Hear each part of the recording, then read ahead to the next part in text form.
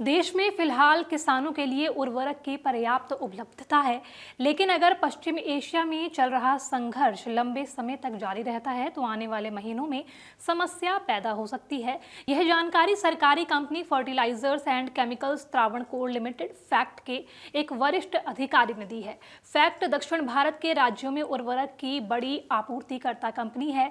Company उर्वरक बनाने के लिए रॉक फॉस्फेट और फॉस्फोरिक एसिड जैसे कच्चे माल पर निर्भर करती है, जो पश्चिम एशिया और मध्य पूर्व के कई देशों से समुद्री मार्ग के जरिए भारत लाया जाता है।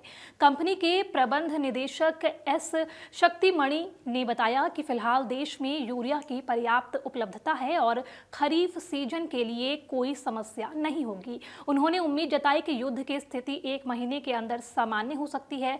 एस शक्तिमणि के अनुसार वर्तमान में भारत में कोई फसल कटाई का मौसम नहीं है और यह जुलाई के बाद ही शुरू होगा।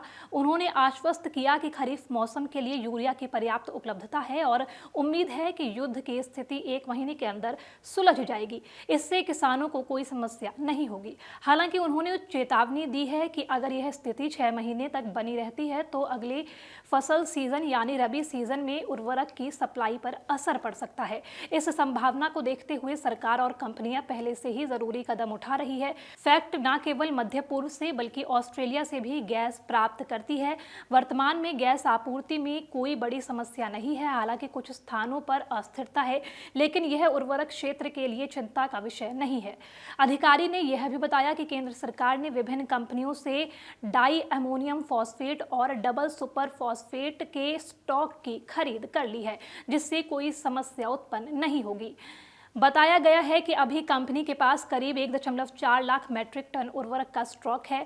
मार्च और अप्रैल 2026 के दौरान कंपनी लगभग 1.5 लाख मैट्रिक टन उर्वरक का उत्पादन करने की स्थिति में है। कंपनी का लक्ष्य सितंबर 2026 तक खरीफ सीजन के लिए लगभग 5.5 लाख मैट्रिक टन उर्वरक का उत्पादन करना है, जबकि करीब 1 लाख मैट्रिक टन उर्वरक आयात करने की भी योजना है।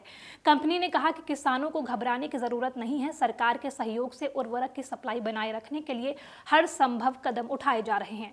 बता दें कि भारत में खरीफ की फसलें जून जुलाई के मॉनसून के आगमन के साथ बोई जाती है और सितंबर अक्टूबर में काटी जाती है, जबकि रबी की फसलें अक्टूबर नवंबर में बोई जाती है और अप्रैल मई तक काटी जाती है।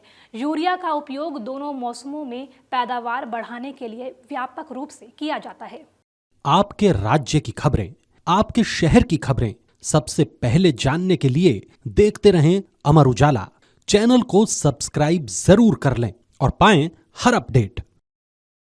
आपके राज्य की खबरें, आपके शहर की खबरें सबसे पहले जानने के लिए देखते रहें अमर उजाला।